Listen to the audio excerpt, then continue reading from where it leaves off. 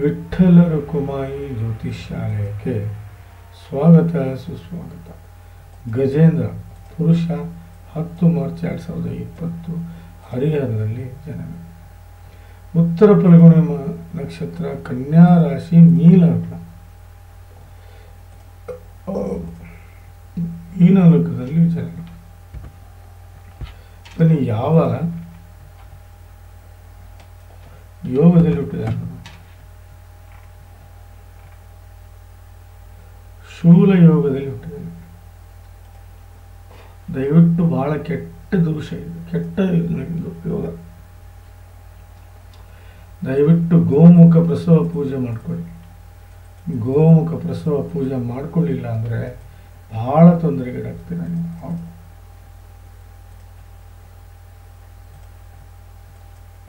ಬನ್ನಿ, ಹಾಗಾದರೆ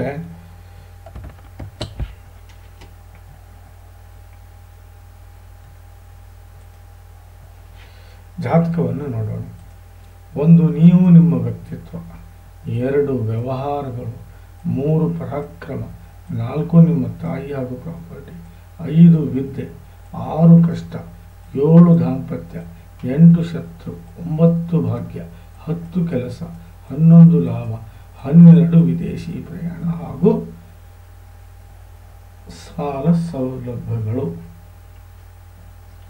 ಯಾವುದೇ ಗ್ರಹ ಇರಲಿಲ್ಲ, 0 to 6 ಆಗಲಿ, 24 to 29 ಆಗಲಿ ಇದ್ರೆ ಲಾಭ ಸಿಗಲ್ಲ. 6 ಇಂದ 24 ಇರಬೇಕು. 0 to 6 ಅಂದರೆ 0 to 10 years ಅಂತ ಅರ್ಥ. 24 to 29 ಅಂದರೆ 65ರಿಂದ 100 ವರ್ಷ ಅಂತ ಅರ್ಥ. 6 ಇಂದ 24 ಅಂದರೆ 15ರಿಂದ 61 ವರ್ಷ. ನೋಡಿ, ಇದನ್ನು ನಾವು ಬಾಲ್ಯಾವಸ್ಥೆ ಅಂತ ಕರೆದ್ರೆ, ಇದನ್ನು ನಾವು ವೃದ್ಧಾಪ್ಯಾವಸ್ಥೆ ಅಂತ ಕರಿತೀವಿ, ಇದನ್ನು ನಾವು ಯೌವನಾವಸ್ಥೆ ಅಂತ ಕರಿತೀವಿ. ಯೌವನಾವಸ್ಥೆಯಲ್ಲಿ ಹುಟ್ಟಿದವರು ಅಂದರೆ ಯೌವನಾವಸ್ಥೆಯಲ್ಲಿ ಇರುವಂಥ ಗ್ರಹಗಳು 100ಕ್ಕೆ 100 ಪಾಲು ಕೊಡ್ತವೆ, ಫಲ ಕೊಡ್ತವೆ. ಅದು ಅಲ್ಲದೆ ಈ ರೂಲ್ಸು ರಾಹು, ಕೇತು ಮತ್ತು ಉಚ್ಚ ನೀಚ ಗ್ರಹಗಳಿಗೆ ಅಪ್ಲೈ ಆಗುವುದಿಲ್ಲ. 1, 4, 7, 10 ಕೇಂದ್ರ ಆಗುತ್ತೆ. 2 ನಾವು ಧನೇಶ ಅಂತ ಕರೆದ್ರೆ, 11 ಲಾಭೇಶ ಅಂತ ಕರಿತೀವಿ. ನೋಡಿ, ಅದೇ ರೀತಿ 1 ಮತ್ತು 5 ಮತ್ತು 9 ತ್ರಿಕೋಣ ಅಂತ ಕರೆದ್ರೆ, ಇದನ್ನ 6 ಮತ್ತು 8 ಮತ್ತು 12 ಕೆಟ್ಟ ಸ್ಥಾನಗಳು ಅಂತ ಕರಿತೀವಿ. 3 50-50 ಅಂತ ಕರಿತೀವಿ. ಹಾಗಾದರೆ ಮೀನ ಲಗ್ನದ ಯೋಗಕಾರಕ ಗ್ರಹ 1ನೇದ್ದೇ ಗುರು, 2ನೇದ್ದು ಬುಧ, 3ನೇದ್ದು ಕುಜ, 4ನೇದ್ದು ಚಂದ್ರ, ತಾತ್ಕಾಲಿಕ ಮಿತ್ರ ಸೂರ್ಯ. ರಾಹು ಮತ್ತು ಕೇತು ಅತಿ ದೊಡ್ಡ ವಿರೋಧಿಗಳಾದರೆ, ಶುಕ್ರ ಮತ್ತು ಶನಿ ಅತಿ ದೊಡ್ಡ ವಿರೋಧಿಗಳು. ನೆನಪಿಟ್ಟುಕೊಳ್ಳಿ. ಬನ್ನಿ, ಹಾಗಾದರೆ ಗ್ರಹಗಳ ಸ್ಥಿತಿಯನ್ನು ನೋಡೋಣ. ವಕ್ರಗತಿ ಈ ಜಾತಕದಲ್ಲಿ ಬುಧ ಇದ್ದಾನೆ. ಉಚ್ಚ ಸ್ಥಾನದಲ್ಲಿ ಯಾರೂ ಇಲ್ಲ. ಉಚ್ಚ ಕೇತು ಇದ್ದಾನೆ, ಉಚ್ಚ ರಾಹು ಇದ್ದಾನೆ. ಸೊ ಇಲ್ಲಿ ಅಸ್ತಂಗತನೂ ಯಾರೂ ಇಲ್ಲ. ಸೊ ಬನ್ನಿ, ಜಾತಕವನ್ನು ಸರಳವಾಗಿ ನೀಟಾಗಿ ನೋಡೋಣ. ನೋಡಿ, 1ನೇ ಮನೆಯಲ್ಲಿ ಯಾರೂ ಇಲ್ಲ, 2ನೇ ಮನೆಯಲ್ಲಿ ಶುಕ್ರ ಇದ್ದಾನೆ. ಇದು ಒಳ್ಳೆಯದಲ್ಲ ರೀ, ಇದು ಒಳ್ಳೆಯದಲ್ಲ. ಯಾಕೆ? ಶುಕ್ರ ವಿರೋಧಿ, 8ನೇ ಭಾವದ ಸ್ವಾಮಿ, 2ನೇ ಭಾವದಲ್ಲಿ ಬರಬಾರದು. ಬಂದರೆ ಏನಾಗುತ್ತೆ ನೋಡಿ, ಈ ವ್ಯವಹಾರಗಳು ಕೆಡ್ತವೆ, ಒಳ್ಳೆ ಬಿಹೇವಿಯರ್ ಬೆಳೆಯೋದಿಲ್ಲ, ಕೆಟ್ಟ ಹ್ಯಾಬಿಟ್ಸನ್ನು ಕಲಿತಾನೆ, ದುಡ್ಡನ್ನು ಹಾಳು ಮಾಡುವ ಲಕ್ಷಣಕ್ಕೆ ಬರ್ತಾನೆ. ಅದು ಅಲ್ಲದೆ ನಡವಳಿಕೆಯಲ್ಲಿ ಸಿಕ್ಕಾಪಟ್ಟೆ ವ್ಯತ್ಯಾಸ ಬರುತ್ತೆ. ದುಡ್ಡಿನ ಒಳಹರಿವು ಹೊರಹರಿವು ಸಮತೋಲನವಾಗಿ ಇರೋದಿಲ್ಲ, ಸಂಬಂಧಿಗಳ ಜೊತೆಗೆ ಬೆರಗೋದಿಲ್ಲ, ಹೊಂದಾಣಿಕೆ ಬದುಕು ಬಹಳ ಕಷ್ಟ ಆಗುತ್ತೆ, ಹಣವನ್ನು ಸೇವ್ ಮಾಡುವುದಿಲ್ಲ, ಊಟದ ವಿಚಾರದಲ್ಲಿ ತಗಾದೆ ತೆಗಿತಾರೆ. ಅದು ಅಲ್ಲದೆ ಪರಿವಾರದ ಸ್ಥಿತಿ ಬಹಳ ಕೆಟ್ಟಾಗಿರುತ್ತೆ, ಬಹಳ ಕಠಿಣವಾಗಿರುತ್ತೆ. ನಿಮ್ಮ ಇನಿಷಿಯಲ್ ಸ್ಟಡಿ ಬಹಳ ಚೆನ್ನಾಗಿರೋದಿಲ್ಲ. ಮಾತಿನಲ್ಲಿ ರಫ್ನೆಸ್ ಸ್ವೀಟ್ನೆಸ್ ಇರುತ್ತೆ, ಆದರೆ ರಫ್ನೆಸ್ಸು ಇರುತ್ತೆ. ಮಾತಿನ ದಾಟಿ ಯಾರಿಗೂ ಇಷ್ಟ ಆಗೋದಿಲ್ಲ. ಸಂಸ್ಕಾರ ಹಾಗೂ ನೆಮ್ಮದಿಯ ಬದುಕನ್ನು ಬದುಕಲ್ಲ. ಈ ಎರಡನೇ ಭಾವ ಹಾಳಾಗುತ್ತೆ. ದಯವಿಟ್ಟು ನಾನು ಹೇಳೋದನ್ನು ಅರ್ಥ ಮಾಡ್ಕೊಳ್ಳಿ. ಶುಕ್ರ ಶಾಂತಿ ಆಗಲೇಬೇಕು. ಬನ್ನಿ, 4ನೇ ಭಾವದಲ್ಲಿ ರಾಹು ಉಚ್ಚ ಸ್ಥಾನದಲ್ಲಿರೋದ್ರಿಂದ ತಟಸ್ಥನಾಗ್ತಾನೆ. 4ನೇ ಭಾವ ಒಂದು ಸ್ವಲ್ಪ ತೊಂದರೆ ಆಗುತ್ತೆ. ನೋಡಿ, ತಾಯಿಯ ಆರೋಗ್ಯದಲ್ಲಿ ಸ್ವಲ್ಪ ಏರಾಪೇರಿ ಆಗುತ್ತೆ. ಯಾವುದೇ ವ್ಯವಹಾರ ಅಷ್ಟು ಹೇಳ್ಕೊಳ್ಳೋಷ್ಟು ನಡೆಯೋದಿಲ್ಲ. ನೆಮ್ಮದಿಯ ಬದುಕು ಅಷ್ಟು ಹೇಳ್ಕೊಳ್ಳೋಂಗಿರೋದಿಲ್ಲ. ಸುಖಮಯ ಜೀವನ ಸಾಕಾಗೋದಿಲ್ಲ. ಪ್ರಾಪರ್ಟಿ ಅಷ್ಟು ಹೇಳ್ಕೊಳ್ಳೋಷ್ಟು ಇರೋದಿಲ್ಲ. ಹೈಯರ್ ಎಜುಕೇಷನ್ ಬಹಳ ಕಡಿಮೆ ಆಗುತ್ತೆ. ಮನೆಯ ಸ್ಥಿತಿ ಬಹಳ ಕೆಡುತ್ತೆ. ಸ್ಟೈಲ್ ಆಫ್ ಲಿವಿಂಗ್ ಹೈ ಇರೋದಿಲ್ಲ. ಹಾಸ್ಪಿಟಾಲಿಟಿ ಇರೋದಿಲ್ಲ. ಸ್ವಲ್ಪ ಕಷ್ಟ ಆಗುತ್ತೆ. ರಾಹು ಶಾಂತಿ ಮಾಡ್ಕೊಳ್ಳೋದು ಮರಿಬೇಡಿ. ದಯವಿಟ್ಟು ರಾಹು ಶಾಂತಿ ಮಾಡ್ಕೊಳ್ಳೋದು ಮರಿಬೇಡಿ. ಶುಕ್ರ ಮತ್ತು ರಾಹು. ಬನ್ನಿ, ಚಂದ್ರ 0 ಡಿಗ್ರಿಲಿದೆ. ದಯವಿಟ್ಟು ನಾನು ಹೇಳೋದನ್ನ ಬಹಳ ಚೆನ್ನಾಗಿ ಅರ್ಥ ಮಾಡ್ಕೋಬೇಕು. ಇಲ್ಲಿ ನಾನು ಹೇಳೋದನ್ನ ಸರಿಯಾಗಿ ಅರ್ಥ ಮಾಡ್ಕೋಬೇಕು.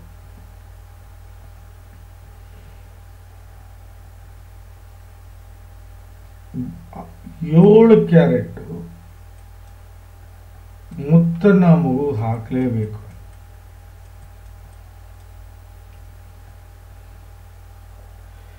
ಏಳು ಕ್ಯಾರೆಟ್ ನೀವು ಮುತ್ತು ಹಾಕಲಿಲ್ಲ ಅಂದ್ರೆ ನಡೆಯೋದಿಲ್ಲ. ನೋಡಿ, ಇವನು 5ನೇ ಭಾವದ ಸ್ವಾಮಿ 7ನೇ ಮನೆಯಲ್ಲಿ ಬಂದು ಕೂತಿದ್ದಾನೆ. ಸೊ ಹಾಗಾಗಿ 5ನೇ ಭಾವದ ಎಲ್ಲಾ ಫಲಗಳನ್ನು ಪಡಿತಾನೆ. ಒಳ್ಳೆ ಪಬ್ಲಿಕ್ ಇಮೇಜ್ ಇರುತ್ತೆ ಇವನಿಗೆ. ಒಳ್ಳೆ ಪಾಪ್ಯುಲಾರಿಟಿ ತಗೋತಾನೆ. ಒಳ್ಳೆ ಗುಣಗಳನ್ನು ಬೆಳೆಸ್ಕೊತಾನೆ. ಒಳ್ಳೆ ಸಾಧನೆಗೆ ದಾರಿ ಮಾಡ್ಕೊತಾನೆ. ಕಷ್ಟಗಳಿಂದ ದೂರ ಓಡ್ತಾನೆ. ಸುಖಮಯ ಜೀವನ ಸಾಗಿಸ್ತಾನೆ. ಕಷ್ಟವನ್ನು ಹೊಡೆದೋಡಿಸ್ತಾನೆ. ತಂದೆ ತಾಯಿ, ಅಣ್ಣ ತಮ್ಮ, ಅಕ್ಕ ತಂಗಿ ಎಲ್ಲರ ನಿಷ್ಕಳಂಕ ನಿರ್ಮಲವಾದ ಪ್ರೀತಿಯನ್ನು ಗಳಿಸ್ತಾನೆ. ಒಳ್ಳೆ ಟ್ಯಾಲೆಂಟ್ ಅನ್ನೋದು ಇರುತ್ತೆ. ಅದು ಅಲ್ಲದೆ ಇವನು ಹುಟ್ಟುವ ಮಕ್ಕಳು ಬಹಳ ಬುದ್ಧಿವಂತ ಹಾಗೂ ಸುಸಂಸ್ಕೃತ ನೀತಿವಂತರಾಗಿರ್ತಾರೆ. ತಂದೆ ತಾಯಿ, ಅಣ್ಣ ತಮ್ಮ, ಅಕ್ಕ ತಂಗಿ ಎಲ್ಲರ ನಿಷ್ಕಳಂಕ ನಿರ್ಮಲವಾದ ಪ್ರೀತಿಯನ್ನು ಗಳಿಸ್ತಾನೆ. ಅದು ಅಲ್ಲದೆ ಒಳ್ಳೆ ಮಕ್ಕಳು ಹುಡ್ತಾರೆ ಇವನಿಗೆ. ಅದು ಅಲ್ಲದೆ ದಾಂಪತ್ಯ ಬಹಳ ಚೆನ್ನಾಗಿರುತ್ತೆ. ಒಳ್ಳೆ ಎಜುಕೇಷನ್ ಸಿಗುತ್ತೆ. ಹೈಯರ್ ಎಜುಕೇಷನ್ ಮಾಡ್ಕೋತಾನೆ. ಜೀವನದಲ್ಲಿ ಸಕ್ಸಸ್ ಕಾಣ್ತಾನೆ. ಜೀವನದಲ್ಲಿ ಸಕ್ಸಸ್ 100% ಕಾಣ್ತಾನೆ.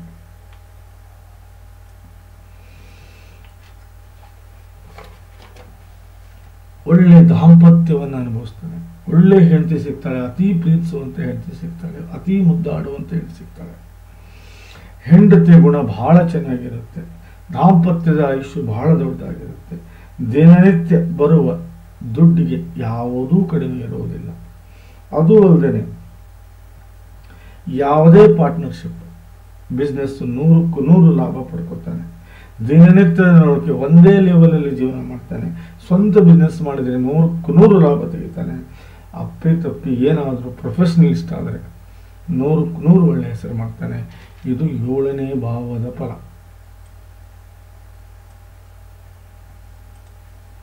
ಬನ್ನಿ, 10ನೇ ಮನೆಯಲ್ಲಿ ಕುಜ, ಗುರು, ಕೇತು.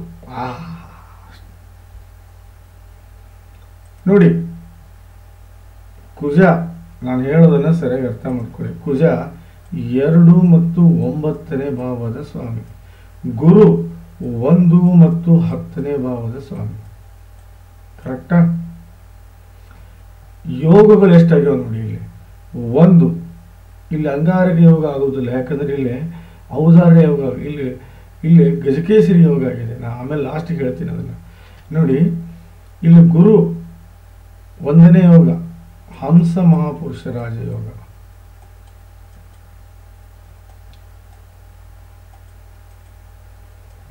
ಎರಡನೇದು ಔದಾರ್ಯ ಯೋಗ.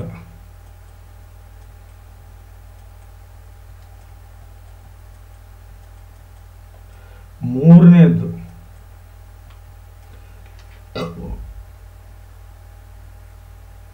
ಧರ್ಮಧ್ವಜ ಯೋಗ.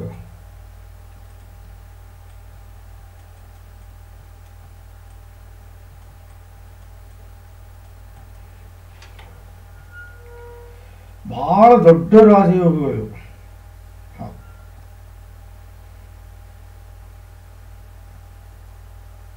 ಹಂಸ ಮಹಾಪುರುಷ ರಾಜಯೋಗದಲ್ಲಿ ನೀತಿ ರೀತಿವಂತರಾಗಿರ್ತಾರೆ, ಧರ್ಮವನ್ನು ನಂಬ್ತಾರೆ, ನಡತೆ ಸನ್ನಡತೆ ಆಗಿರುತ್ತೆ.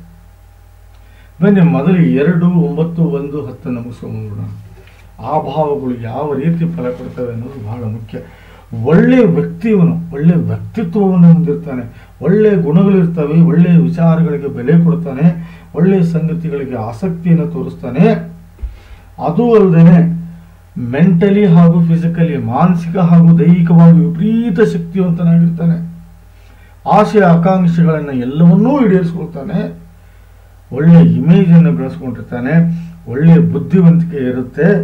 ಅದು ಅಲ್ಲದೆ ಗ್ರಾಸ್ಪಿಂಗ್ ಪವರ್ ಅಂತಾರಲ್ಲ, ನೆನಪಿಡೋ ಶಕ್ತಿ ಬಹಳ ಸ್ಟ್ರಾಂಗ್ ಆಗಿರುತ್ತೆ. ಅದು ಅಲ್ಲದೆ ಇವನ ಟೇಸ್ಟು ಎಕ್ಸ್ಟ್ರಾಆರ್ಡಿನರಿ ಆಗಿರುತ್ತೆ. ಅದು ಅಲ್ಲದೆ ಬಹಳ ಜವಾಬ್ದಾರಿತ ವ್ಯಕ್ತಿಯಾಗಿರ್ತಾನೆ. ಎಲ್ಲರನ್ನ ಒಗ್ಗೂಡಿಸ್ಕೊಂಡು ತಗೊಂಡು ಹೋಗುವಂಥ ವ್ಯಕ್ತಿಯಾಗಿರ್ತಾನೆ ಇವನು. ಇದು 1ನೇ ಭಾವದ ಫಲ. ವ್ಯವಹಾರಗಳು ಬಹಳ ಚೆನ್ನಾಗಿ ನಡೀತಾವೆ ಒಂದು. ಹೌದು, ಒಳ್ಳೆ ಬಿಹೇವಿಯರ್ ಇರುತ್ತೆ, ಒಳ್ಳೆ ಹ್ಯಾಬಿಟ್ಸ್ ಅನ್ನು ಕಲ್ತಿರ್ತಾನೆ, ನಡವಳಿಕೆ ಎಕ್ಸ್ಟ್ರಾಆರ್ಡಿನರಿ ಆಗಿರುತ್ತೆ.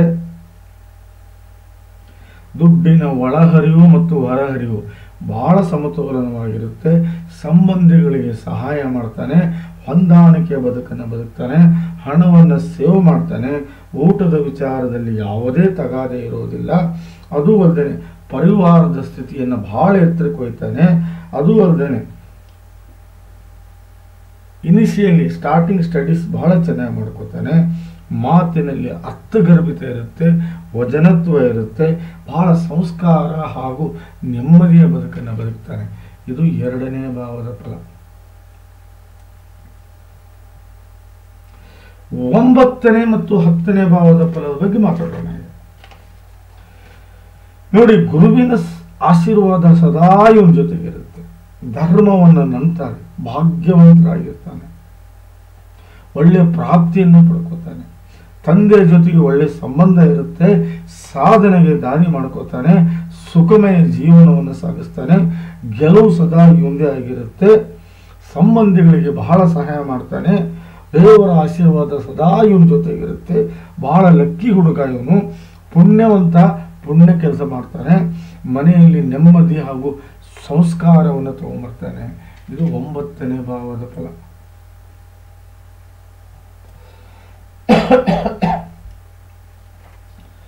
ನೋಡಿ, 10ನೇ ಭಾವದ ಫಲ. 10ನೇ ಭಾವದ ಫಲ, ಇವನು ಮಾಡುವ ಕೆಲಸ ಇವನಿಗೆ ಇಷ್ಟ ಇರುತ್ತೆ, ಕೆಲಸದ ವಿಧಾನ ಇಷ್ಟ ಆಗಿರುತ್ತೆ, ಕೆಲಸದಲ್ಲಿ ಗೆಲುವು ಸಾಧಿಸ್ತಾನೆ, ಕೆಲಸದಲ್ಲಿ ಗಳಿಕೆ ಹೊಂದಿಸ್ತಾನೆ, ತಂದೆ ಜೊತೆಗೆ ಬಹಳ ಕೊನೆಯವರೆಗೂ ಒಳ್ಳೆಯ ಒಡನಾಟವನ್ನು ಇಟ್ಕೊಂಡಿರ್ತಾನೆ. ಅದು ಅಲ್ಲದೆ ಮಾನ, ಪ್ರತಿಷ್ಠೆ, ಯಶಸ್ಸು, ಕೀರ್ತಿ, ಸಾಧನೆ, ಸಂಪತ್ತು, ಅಂತಸ್ತು ಎಲ್ಲವನ್ನು ಗಳಿಸಿ ಸುಖಮಯ ಜೀವನವನ್ನು ಸಾಗಿಸ್ತಾನೆ. ಇದು 10ನೇ ಭಾವದ ಫಲ. ಬನ್ನಿ, ಹಂಸ ಮಹಾಪುರುಷ ರಾಜಯೋಗದ ಬಗ್ಗೆ ಮಾತಾಡೋಣ. ಪಂಚಮಹಾಪುರುಷ ರಾಜಯೋಗಗಳಲ್ಲಿ ಒಂದು ಹಂಸ ಮಹಾಪುರುಷ ರಾಜಯೋಗ. ನೋಡಿ, ರಾಹು ಕೇತು ಸೂರ್ಯ ಚಂದ್ರನಿಂದ ಆಗುವುದಿಲ್ಲ, 5 ಗ್ರಹಗಳಿಂದ ಆಗುವಂತ ಪಂಚಮಹಾಪುರುಷ ರಾಜಯೋಗ ಅತಿ ದೊಡ್ಡ ರಾಜಯೋಗ.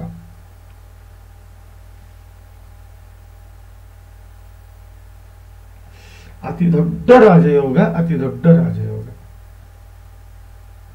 ಹೌದು, ಇವರು ಗುರು ಹಿರಿಯರಿಗೆ ಬಹಳ ಬೆಲೆ ಕೊಡ್ತಾರೆ, ದೇವರನ್ನು ನಂಬ್ತಾರೆ, ದಾನದಲ್ಲಿ ಬಹಳ ವಿಶ್ವಾಸ ಇಟ್ಟಿರ್ತಾರೆ, ಮಾಡುವ ಕರ್ಮದಲ್ಲಿ ನೀತಿವಂತರಾಗಿರ್ತಾರೆ. ಹೆಚ್ಚಾಗಿ professor, teacher, lecturer, IAS, KS ಮಾಡಿರ್ತಾರೆ. ಔದಾರ್ಯ ಯೋಗ ಬಹಳ ಬುದ್ಧಿವಂತರಿರ್ತಾರೆ, ಬಹಳ ಜ್ಞಾನವಂತರಾಗಿರ್ತಾರೆ, ಎಜುಕೇಶನಲ್ಲಿ ಬಹಳ ಆಸಕ್ತಿಯನ್ನು ತೋರಿಸ್ತಾರೆ, ಮತ್ತೊಬ್ಬರಿಗೆ ಸಹಾಯ ಮಾಡುವುದರಲ್ಲಿ ಎತ್ತಿದ ಕೈ, ಭಾರಿ ಔದಾರ್ಯ ಗುಣ ಇರುತ್ತೆ. ಹೋಗಿ ಬಿಡಪ್ಪ ಅನ್ನೋ ಮಾತೇನಿದಿಲ್ಲ, ಇವರಿಂದನೇ ಬರುತ್ತೆ. ಧರ್ಮಧ್ವಜ ಯೋಗ ದೊಡ್ಡ ರಾಜಯೋಗ. ಇವರು ಯಾವುದಾದ್ರೂ ಒಂದು ಗುಡಿಯ ಚೇರ್ಮನ್ ಆಗ್ತಾರೆ ಮುಂದೆ ಒಂದು ಕಾಲದಲ್ಲಿ, ಇಲ್ಲ ಗುಡಿಯ ಸೆಕ್ರೆಟರಿ ಆಗಿರ್ತಾರೆ, ಗುಡಿಯ ಉದ್ಧಾರಕರಾಗಿರ್ತಾರೆ, ಇಲ್ಲ ಗುಡಿಯನ್ನು ಕಟ್ಟಿಸ್ತಾರೆ. ಧರ್ಮಧ್ವಜ ಯೋಗ ದಟ್ ಈಸ್ ಅಲ್ಟಿಮೇಟ್ ರಾಜಯೋಗ. ಹೌದು, ಇವರು ದಾನ ಧರ್ಮ ಹಾಗೂ ಎಲ್ಲದರಲ್ಲೂ ಎತ್ತಿದ ಕೈ ಆಗಿರ್ತಾರೆ. ಮತ್ತೊಬ್ಬರಿಗೆ ಸಹಾಯ ಮಾಡಿ ಜೀವನಕ್ಕೆ ಎತ್ತರಕ್ಕೆ ತಗೊಂಡ್ಬರ್ತಾರೆ. ಯಾರಿಗೆ ಈ ಮೂರೂ ರಾಜಯೋಗಗಳಾಗ್ತಾವೆ,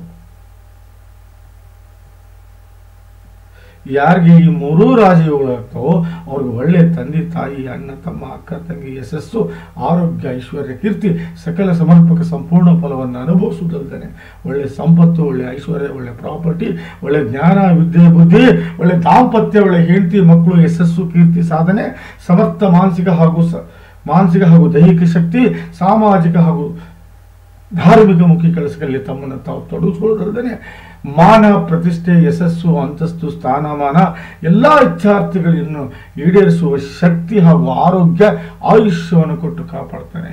ಮಿಹಿರಾರ ಭಟ್ರು ಬಹಳ ಚಂದ ಬರೆದಿದ್ದಾರೆ ಈ ಮೂರು ಯೋಗಗಳ ಬಗ್ಗೆ ತಮ್ಮ ಗ್ರಂಥದಲ್ಲಿ. ಬಹಳ ಎತ್ತರಕ್ಕೆ ಹೋಗ್ತಾನೆ, ಬಹಳ ಸುಖಮಯ ಜೀವನ ಸಾಗಿಸ್ತಾನೆ, ಒಳ್ಳೆ ಹೆಸರು ಮಾಡ್ತಾನೆ.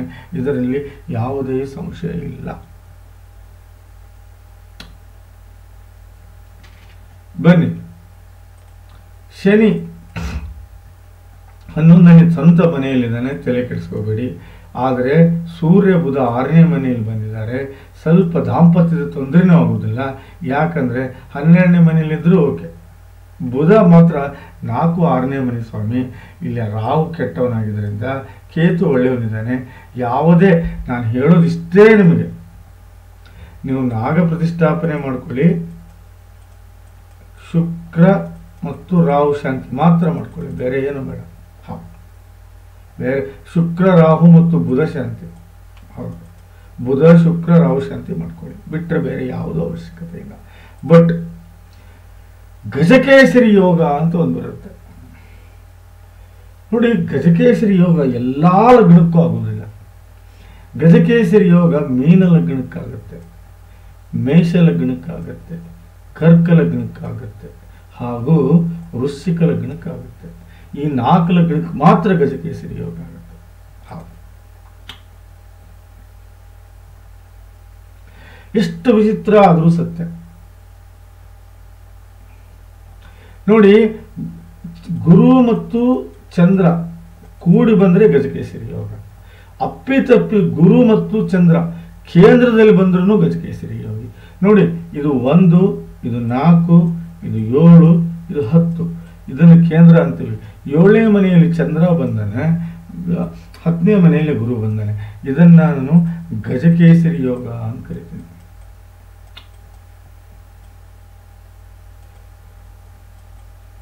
ನಾ ಏನು ಹೇಳಿ ಗಜಕೇಸರಿ ಯೋಗದ ಬಗ್ಗೆ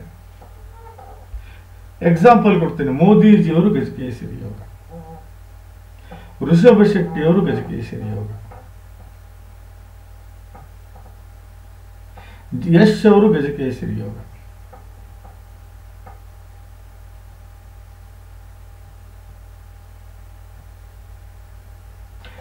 ವಿರಾಟ್ ಕೊಹ್ಲಿ ಅವರು ಗಜಕೇಸರಿ ಯೋಗ. ಏನು ಗಜಕೇಸರಿ ಯೋಗದಲ್ಲಿ ಸಂಪತ್ತು, ಐಶ್ವರ್ಯ, ಸ್ಥಾನ, ಮಾನ, ಹೆಸರು, ಕೀರ್ತಿ ಎಲ್ಲವನ್ನೂ ಕೊಡು ಅಗದಿ ರಾಜನ ಹಾಗೆ ಬದುಕುವಂತ ಯೋಗವೇ ಗಜಕೇಸರಿ ಯೋಗ. ಕಷ್ಟಗಳು ಕಡಿಮೆ, ಅವನಿಗೆ ಬರೀ ಸುಖವನ್ನೇ ಅನುಭವಿಸಕ್ಕೆ ಬಂದಿದ್ದಾನೆ ಅವನ ಹುಡುಗ. ಆದರೆ ಒಂದು ಹೇಳ್ತೀನಿ, ನೀವು ಅರ್ಥ ಮಾಡ್ಕೊಳ್ಳಿ.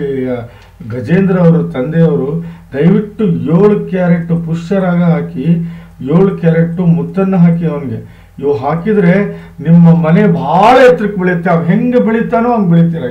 ಇದು ಮಾತ್ರ ಕಟ್ಟಿಟ್ಟ ಬುತ್ತಿ. ಇಲ್ಲ ನೀವು 7 ಕ್ಯಾರೆಟ್ ಮುತ್ತು ಮತ್ತು ಪಚ್ಚೆ ಹಾಕ್ಲಿಲ್ಲ ಅಂದ್ರೆ ಇಂಪಾಸಿಬಲ್. ಯಾಕಂದ್ರೆ 27 ಡಿಗ್ರಿ ಗುರು ಇದ್ದಾನೆ, 0 ಡಿಗ್ರಿ ಚಂದ್ರ ಇದ್ದಾನೆ. ಸಂಪೂರ್ಣವಾದ ಗಜಕೇಸರಿ ಯೋಗವನ್ನ ನೀವು ಅನುಭವಿಸುವುದಿಲ್ಲ.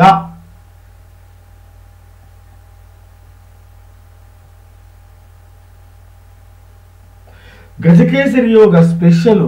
ಅತೀ ಬುದ್ಧಿವಂತಿಕೆ, ಅತೀ ಜ್ಞಾನ, ಅತೀ ಜಾಣತನ, ಅತೀ ಸೌಕಾರ್ಕಿ, ಅತೀ ಎತ್ತರ ಮಟ್ಟದ ವಿಚಾರಗಳು ಎಲ್ಲವನ್ನೂ ಕೊಡ್ತಾನೆ. ವಿಪರೀತ ಜ್ಞಾನ, ದೊಡ್ಡ ರಾಜಯೋಗ. ಟೋಟಲಿ ಜ್ಯೋತಿಷ್ಯ ಶಾಸ್ತ್ರದಲ್ಲಿ ಅತಿ ದೊಡ್ಡ ರಾಜಯೋಗವೇ ಗಜಕೇಸರಿ ಯೋಗ. ದಯವಿಟ್ಟು ನೀವು 7 ಕ್ಯಾರೆಟ್ ಮುತ್ತು ಹಾಗೂ ಮತ್ತು ಪುಷ್ಯರಾಗ ಹಾಕಿದ್ದೇ ನಿಜ ಆದರೆ ನಿಮ್ಮ ಮನೆ ಒಂದೇ ಅಲ್ಲ ಸಾರ್, ಇವನೊಬ್ಬನೇ ಬೆಳೆಯೋದಿಲ್ಲ, ಇಡೀ ಮನೆಯನ್ನು ಎತ್ತರ ಸ್ಥಾನಕ್ಕೆ ತಗೊಂಡು ಹೋಗ್ತಾನೆ. ಇದು ಕಟ್ಟಿಟ್ಟ ಬುತ್ತಿ. ನನ್ನ ಬಾಯಿಂದ ಬೇಡ ನಾನು ಹೇಳೋದು. ನಿಮ್ಮ ಕವಿತಾ ಅವ್ರನ್ನ ಕೇಳ್ಕೊಳ್ಳಿ, ನಾನು ಹೇಳೋದನ್ನ ಕೇಳ್ಕೊಳ್ಳಿ. ನೀವು ಯಾವ ಪೂಜೆನೂ ಮಾಡಿಸ್ಬೇಡಿ, ಬರೀ ಪುಷ್ಯರಾಗ ಮತ್ತು ಮುತ್ತನ್ನು ಹಾಕಿ ಮುಂದೆ ಒಂದು 4 ವರ್ಷ ಬಿಟ್ಟು ಪೂಜೆ ಮಾಡಿಸ್ಕೊಳ್ಳಿ. ಮೊದಲು ಹಾಕಿ ಈ ಮಗುಗೆ ಗಜಕೇಸರಿ ಯೋಗ ಆಕ್ಟಿವೇಟ್ ಆಗಲಿ, ಸಂಪೂರ್ಣ ಆಗ್ಬೇಕದು. 27 ಡಿಗ್ರಿ ಏನಿದೆ ಗುರು ಇದ್ದಾನೆ, 0 ಡಿಗ್ರಿ ಏನಿದೆ ಚಂದ್ರ ಇದ್ದಾನೆ. ಹಾಗಾಗಿ ಬಹಳ ತೊಂದರೆಗೆ ಈಡಾಗ್ತೀರ ನೀವು. ಹುಚ್ಚುತನ ಬೇಡ. ಇಲ್ಲೇ ಯಾರ ಜಾತಕದಲ್ಲಿ ಗಜಕೇಸರಿ ಯೋಗ ಆಗುತ್ತೋ ಅವ್ರಿಗೆ ಒಳ್ಳೆ ತಂದೆ ತಾಯಿ ಅಣ್ಣ ತಮ್ಮ ಅಕ್ಕ ತಂಗಿ ಯಶಸ್ಸು ಆರೋಗ್ಯ ಐಶ್ವರ್ಯ ಕೀರ್ತಿ ಸಕಲ ಸಮರ್ಪಕ ಸಂಪೂರ್ಣ ಫಲವನ್ನು ಅನುಭವಿಸುವುದಲ್ದೇ ಒಳ್ಳೆ ಸಂಪತ್ತು ಐಶ್ವರ್ಯ ಪ್ರಾಪರ್ಟಿ ಒಳ್ಳೆ ಜ್ಞಾನ ವಿದ್ಯೆ ಬುದ್ಧಿ ಒಳ್ಳೆ ದಾಂಪತ್ಯ ಒಳ್ಳೆ ಹೆಂಡತಿ ಮಕ್ಕಳು ಯಶಸ್ಸು ಕೀರ್ತಿ ಸಾಧನೆ ಸಮರ್ಥ ಮಾನಸಿಕ ಹಾಗೂ ದೈಹಿಕ ಶಕ್ತಿ ಸಾಮಾಜಿಕ ಹಾಗೂ ಧಾರ್ಮಿಕ ಮುಖ್ಯ ಕೆಲಸಗಳು ಅದು ಅಲ್ದೇನೆ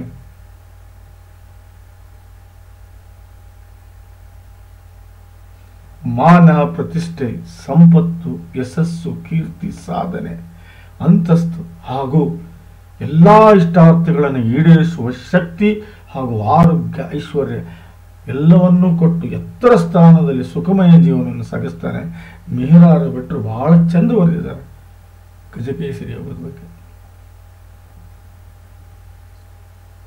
ನಿಜವಾಗ್ಲೂ ಎಕ್ಸ್ಟ್ರಾ ಆರ್ಡಿನರಿ ಯೋಗ ಎಲ್ಲರಿಗೂ ಇರುವುದಿಲ್ಲ. ಒಬ್ಬ ಕೋಟಿಗೆ 1 ಲಕ್ಷಕ್ಕೆ ಎರಡು ಇಬ್ಬರಿಗೆ ಇರುತ್ತೆ ಇದು ಗಜಕೇಸರಿ ಯೋಗ. 1 ಲಕ್ಷಕ್ಕೆ 2 ಅಥವಾ 3 ಮಂದಿಗೆ ಇದ್ರೆ ದೊಡ್ಡ ಮಾತಿದೆ.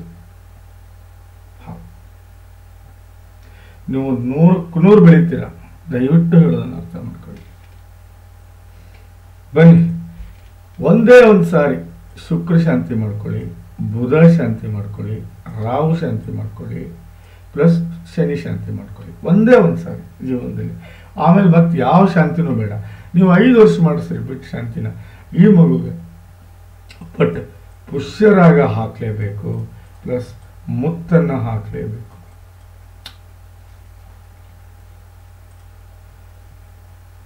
ನೋಡಿ, ಗುರು ಸೀದಾ 5ನೇ ಮನೆ ನೋಡ್ತಾನೆ. ಶುಕ್ರ ನಾಟ ಏನೂ ನಡೆಯಲ್ಲ ಅಲ್ಲಿ, ಸೀದಾ 4ನೇ ಮನೆ ನೋಡ್ತಾನೆ. ರಾಹು ನಾಟ ಏನೂ ನಡೆಯಲ್ಲ, ಸೀದಾ 6ನೇ ಮನೆ ನೋಡ್ತಾನೆ. ನೋಡಿ, 10ರಲ್ಲಿ ಒಳ್ಳೆ ಕೆಲಸ ಕೊಡ್ತಾನೆ, 2ರಲ್ಲಿ ಒಳ್ಳೆ ವ್ಯವಹಾರ ಮಾಡಿಸ್ತಾನೆ, 4ರಲ್ಲಿ ರಾಹುನ್ ಕಂಟ್ರೋಲ್ ಮಾಡ್ತಾನೆ. ಅದು ಅಲ್ಲದೆ 6ರಲ್ಲಿ ಶತ್ರುಗಳೆಲ್ಲ ಹೊಡೆದೋಡಿಸ್ತಾನೆ. ಅದೇ ಕುಜ ಸೀದಾ ಶುಕ್ರನ ನೋಡ್ತಾನೆ. ಅವನು ಇಲ್ಲ, ಕ್ಷಮಿಸ್ಬೇಕು, ಆಗುತ್ತೆ ಕನ್ಫ್ಯೂಸ್.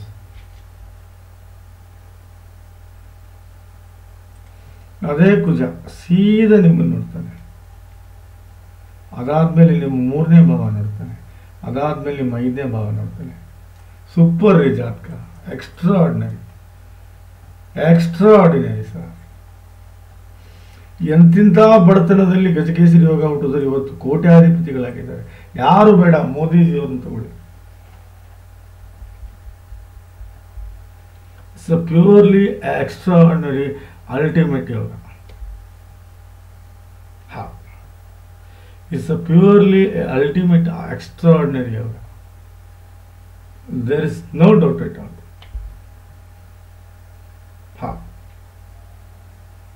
ಯಾರಿಗೆ ಗಜಕೇಸರಿ ಯೋಗ ಆಗುತ್ತೋ ಅವರನ್ನು ಯಾವುದೇ ಸೂಕ್ಷ್ಮ ಕುಂಡ್ಲಿ ನೋಡಬಾರ್ದು ಅಂತ ಹೇಳ್ತಾರೆ.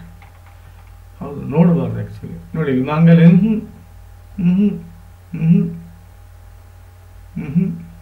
ಅವಶ್ಯಕತೆ ಇಲ್ಲ. ಎಲ್ಲವೂ ನಾ ಹೇಳಿದ್ನಲ್ಲ, ಸೂಕ್ಷ್ಮ ಕುಂಡ್ಲಿ ನೋಡೋ ಅವಶ್ಯಕತೆನೇ ಇಲ್ಲ. ಲಗ್ನ ಕುಂಡ್ಲಿಯಲ್ಲಿ ಏನಾದರೂ ಗಜಕೇಸರಿ ಯೋಗ ಆದರೆ ಸೂಕ್ಷ್ಮ ಕುಂಡ್ಲಿ ನೋಡೋ ಅವಶ್ಯಕತೆನೇ ಬರೋದಿಲ್ಲ, ನೋಡಬಾರದು. 100% ಒಳ್ಳೆ ಎಜುಕೇಷನ್ ಬರುತ್ತೆ ಅವನಿಗೆ, ಒಳ್ಳೆ ಇಂಜಿನಿಯರ್ ಆಗ್ತಾನೆ ಅವನು.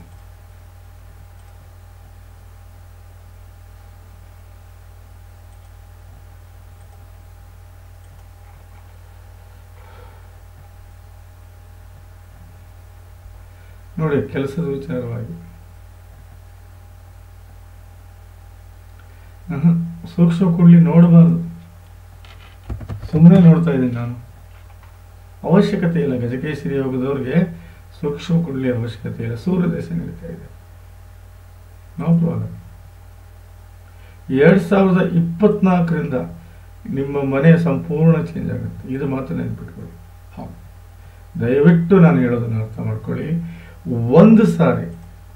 ಒಂದೇ ಒಂದು ಸಾರಿ ಶುಕ್ರ, ರಾಹು ಮತ್ತು ಶನಿ ಹಾಗೂ ಬುಧ ಶಾಂತಿ ಮಾಡ್ಕೊಳ್ಳಿ. ಬೇಕಂದರೆ ಮಾಡ್ಕೊಳ್ಳಿ, ಇಲ್ಲ ಬೇಡ, ಅದಕ್ಕೇನು ಅವಶ್ಯಕತೆ ಇಲ್ಲ. ಹೌದು, ಯಾಕಂದರೆ ಗಜಕೇಸರಿ ಯೋಗದಲ್ಲಿ ದೋಷಗಳು ಕೌಂಟ್ ಆಗೋದಿಲ್ಲ. ಅದು ಅಲ್ಲದೇನೆ 7 ಕ್ಯಾರೆಟ್ ಮುತ್ತು ಹಾಕಲೇಬೇಕು, ಹಾಗೂ ಪುಷ್ಯರಾಗ ಹಾಕಲೇಬೇಕು. ಹಾಕಲಿಲ್ಲ ಅಂದರೆ ನಡೆಯೋದಿಲ್ಲ ಅಂತ ಹೇಳ್ತಾ ಈ ಜಾತಕದ ವಿಶ್ಲೇಷಣೆ ಮುಗಿಸ್ತಾ ಇದ್ದೀನಿ. ಇಷ್ಟವಾದಲ್ಲಿ ದಯವಿಟ್ಟು ನಮ್ಮ ಜನರಿಗೆ ಸೇವೆ ಮಾಡಿ ಹಾಗೂ ನನ್ನ ಯೂಟ್ಯೂಬ್ ಚಾನಲ್ ಸಬ್ಸ್ಕ್ರೈಬ್ ಮಾಡಿ. ನಮಸ್ಕಾರ.